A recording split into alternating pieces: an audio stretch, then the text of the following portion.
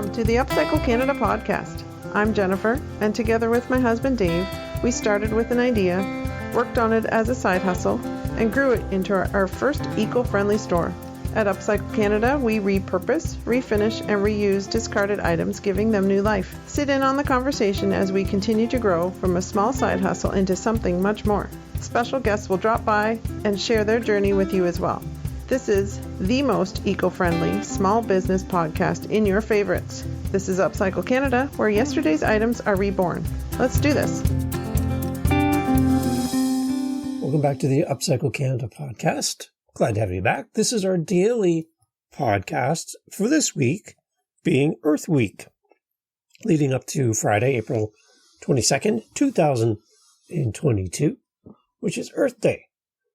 Now, I want a little bit of history about Earth Day that you can share with your friends, family, or around the water cooler at work, because you're not bringing water bottles to work. It's Earth Week, people. Come on. The first Earth Day was celebrated back in 1970 when a United States senator from Wisconsin, organized a national demonstration to raise awareness about environmental issues. Now, Earth Day has grown, and by 1990, Earth Day was an event that was celebrated in more than 140 countries around the globe. So we're going to do a little bit of history back searching and catch you up to what is Earth Day, where did it come from, right here on the Upcycle Canada podcast. Thanks for listening. Did you know that the number of garbage trucks that Americans fill each year would stretch halfway to the moon? Toilet paper tubes made from cardboard take 2 months to decompose in a landfill.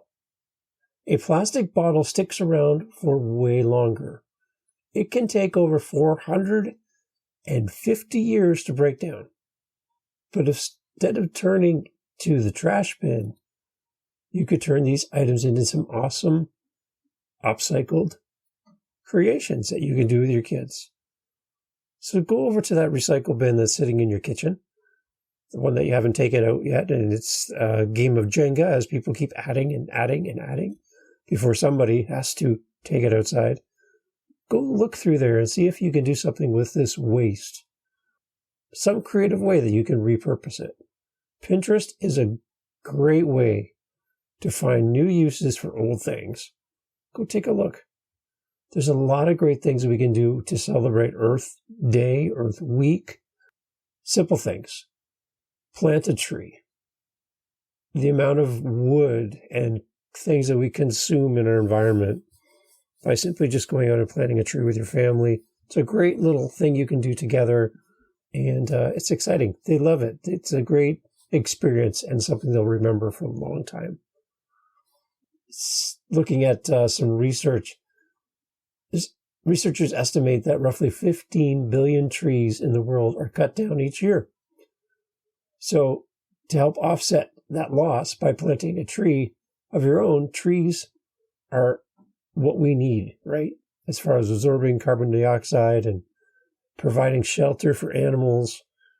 And we talk about this all the time that, okay, there's 15 billion trees being cut down. I'm going to go plant one tree. How's that going to make a difference? Because you're doing one thing. And like we've talked about many times, if everyone does something small, it will definitely add up and help. Turning your lights off. Another simple thing. Take a look around you right now. How many lights are on? If it's the early evening, how many things do you got going right now? Do you leave the kitchen with the light on all the time? Is your computer running right now and you're upstairs doing something else? Think about what you're doing and how you're using your electricity, and let's just make some conscious effort this week to think about what we can do to reduce all the things that we take for granted.